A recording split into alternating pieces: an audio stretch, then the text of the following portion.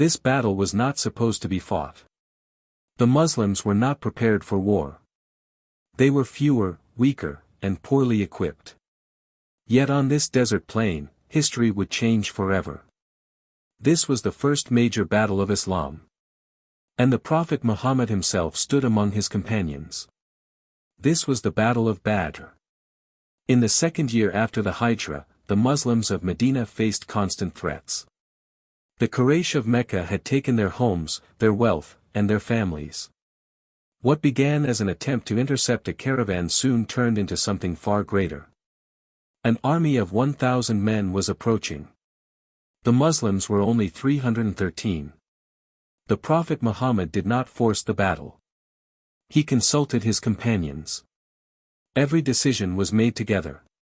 When the answer came, it was clear. They would stand their ground. Not for wealth. Not for power. But for faith and survival. The night before the battle was silent. Some companions prayed. Some rested. The Prophet spent the night in deep supplication. He asked Allah for victory. Not for himself, but for the survival of Islam. After the battle ended, the Prophet Muhammad showed mercy. Prisoners were not tortured.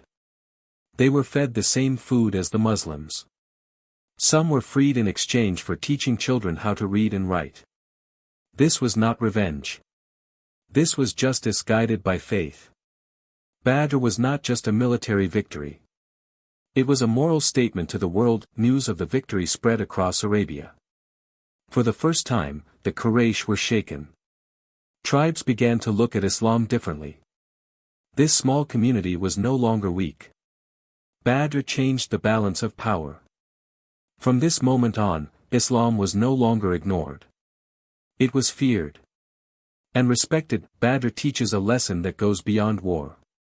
Victory does not belong to numbers. It belongs to belief, discipline, and unity. The Muslims were fewer. They were poorer. But they stood together.